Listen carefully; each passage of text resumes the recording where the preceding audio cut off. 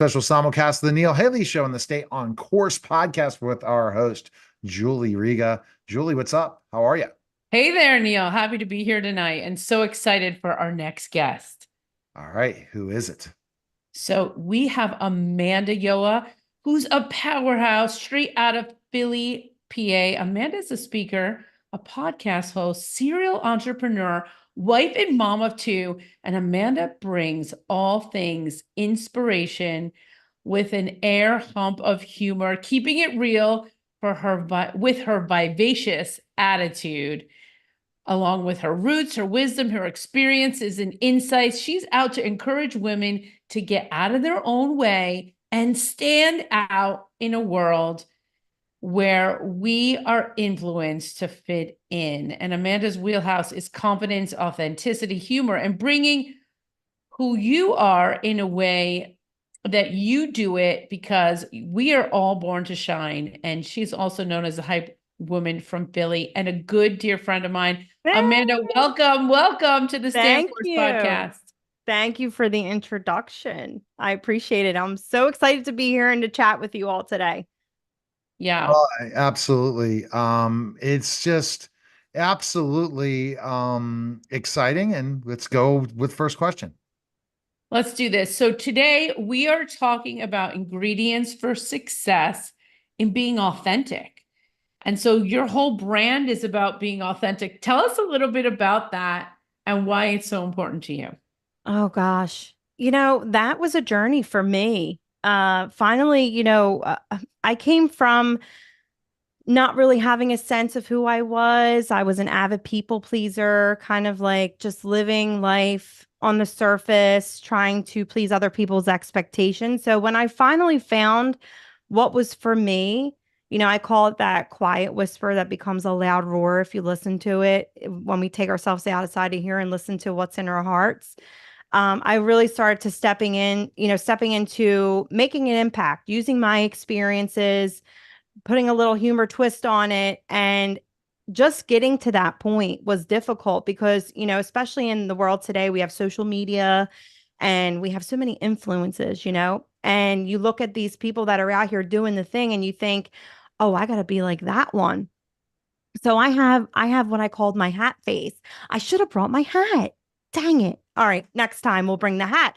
But I have this big fedora green hat. Now, no offense to nobody that wears hats. If that's your thing, you rock out.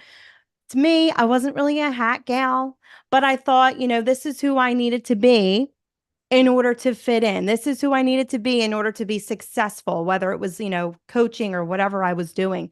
And I quickly found out that showing up became hard and difficult and miserable. And I was burnt out and exhausted and didn't understand why, And then it kind of just had like a light bulb moment like, Amanda, why don't you just show up as yourself?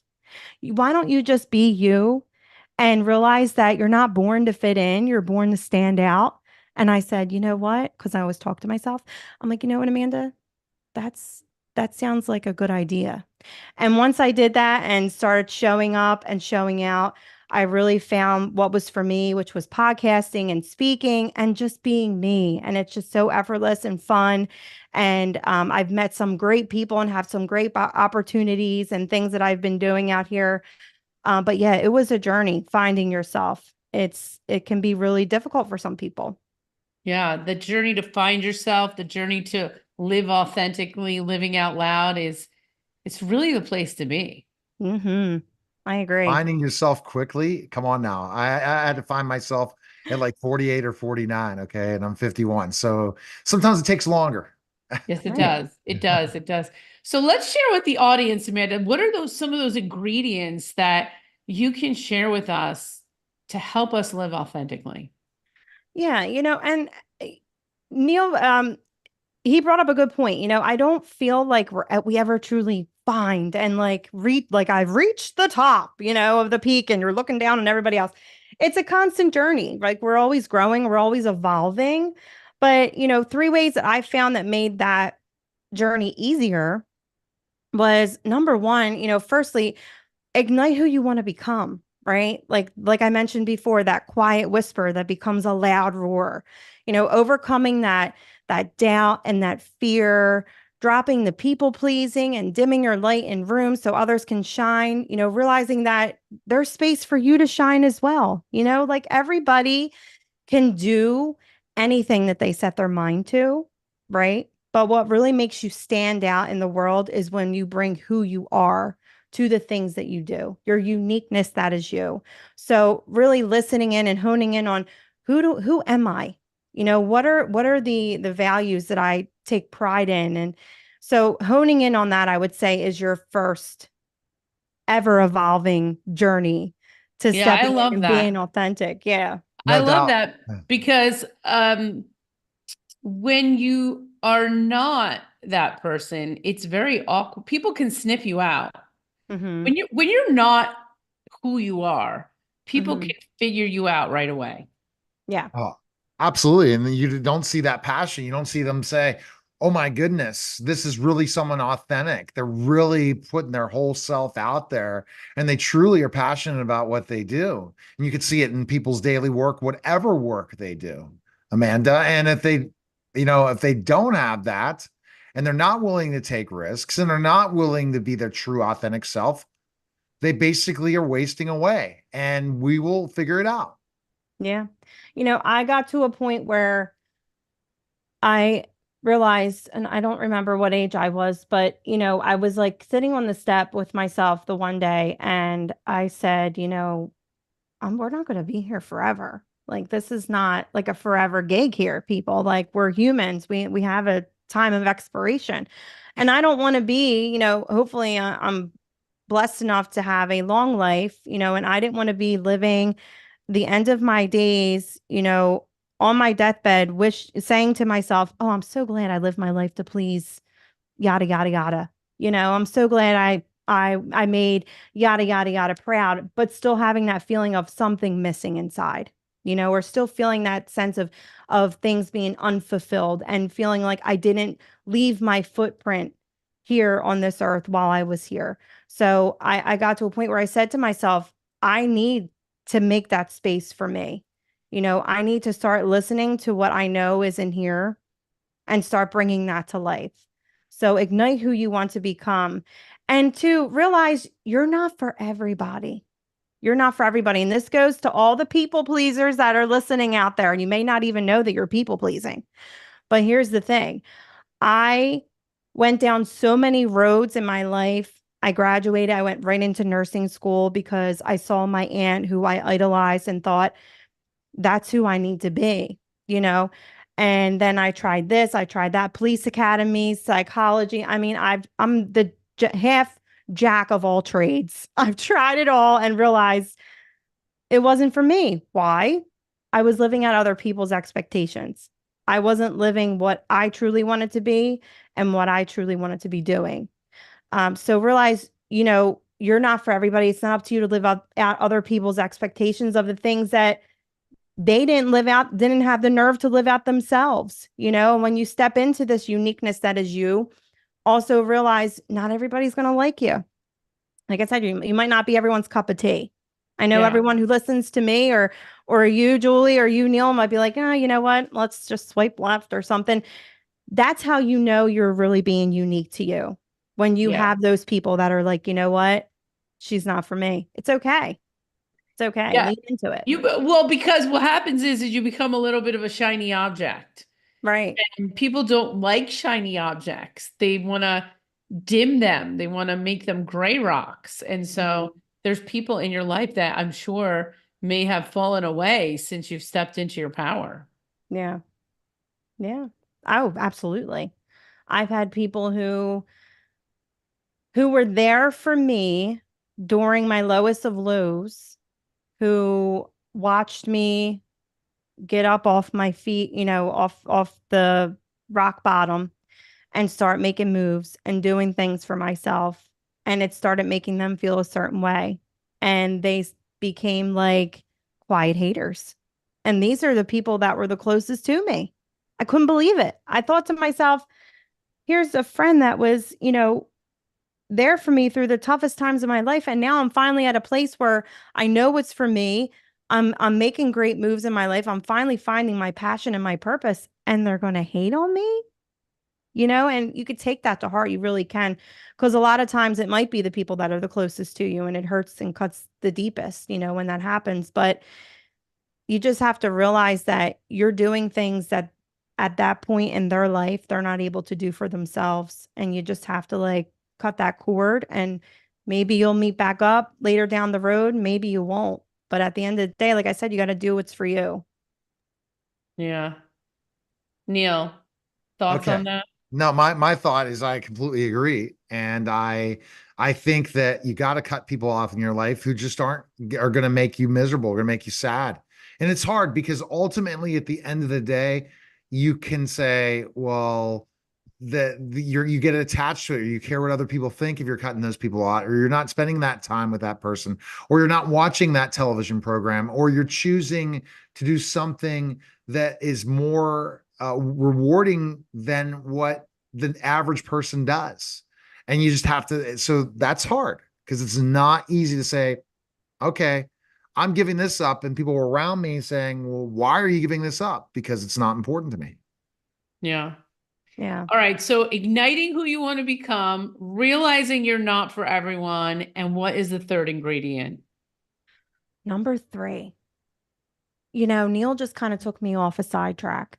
So I'm going to add 2 things. Well, that's what I do. Ask Julie. You're going to get a 2 for. I'm a sidetrack person, right? Number 3 is going to be a 2 for 1. Because Okay. Neil Talk said to us. something. Neil said something, and I think it's really important whenever you're, on this journey of growth and stepping into who you want to be, to do the things that you want to do in life. And I found out this through my own personal experience. There's relationships I had to cut cords and say, see you when I see you. I've met some great, amazing people, So whenever you're stepping in and you want to live out an authentic life, doing things, becoming that version of you you've only dreamed of becoming, it can be a scary thing, right? Like you're stepping outside of your comfort zone. So what I have found, and I've seen quantum growth in my life through doing this, is surrounding myself with people, community. I'm really big on community. Surrounding yourself with people who are 3, 5, 7 steps ahead of the game. People who are going to see your vision, who are going to see that version of you that you're wanting to step into and are going to support it because they've already been there. And I realized that the hard way because I would bring up these ideas and, of who I wanted to become and what I wanted to do to people such as my mother. Now, she knows I say this about her all the time, so it's okay if I talk about her. Because she is. I will tell her something like, Mom, hey, I think I'm gonna do this. And she'll give me every reason in the book not to do it. So I would find that and be like, this feels really in alignment for me. And I'm not getting the support that I would need in order to bring this to life. Right. But when I started surrounding myself with people who were 3, 5, 7 steps ahead of the game, that's where I started seeing that growth because they were handing down the wisdom of the lived experiences of already have done the thing that I could take with me and apply to what I was doing. And man, let me tell you, I have grown in so many amazing ways. So surround yourself with those people who are already doing the thing and realize that it's okay if, you have a friend or your spouse or your parents and you're saying something to them and they're giving you every reason in the book not to do the thing. Just be intentional with those conversations and know sometimes you're going to receive that and do it anyway. That's what I say. And then the other part is talk the talk, but walk the walk, right? Like align your actions with your values. And for me, stepping into who I was cultivating those core values, which became, the main, I don't know why I want to say like stones, but I always look at it as like the stones that surround like me as a person that I can, revert back to when I'm in certain situations or having, life experiences. Walk the walk and talk the talk, because I think Neil had mentioned earlier, if you're not truly being authentic, if you're just talking the talk, but not really being that person, people are going to see right through you. So what do you need to have behind that? For me, it was having core values, like fearlessness and, having compassion for others, having that confidence, resilience, independence, all the things. And you can like cultivate them so they it becomes your jam, you can pick some up, put some down, and they're always changing. But I think, having those behind your actions really exemplifies living out that authentic life. Love it. Talk the talk and walk the walk. Amanda, there is one question I did not ask you in the beginning. Oh, okay. Go ahead. What I'm is your so favorite excited. food? As the Stay on Course Ooh. podcast, we talk about food a little bit. So what is your favorite food? Oh my gosh. What is my favorite food? Well, I'm a foodie. Okay. If you're ever in Philly, there's a lot of wonderful places. Oh yeah. Now we're known for our cheesesteaks. That's not really my favorite food. Uh, Let me think. Food. Okay. I am a pizza lover, but I'm very particular about my pizza. Like it has to have like no flop, right? Like that thin, crispy pizza. That's my favorite. Do you Pizza. Like what?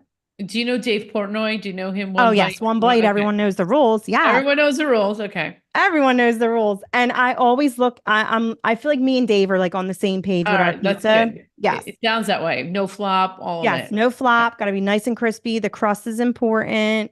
So pizza and ice cream are my two loves. That's awesome. Yes. It's awesome. Awesome. Amanda Yoa, I love your message to the world. Everyone needs to hear it.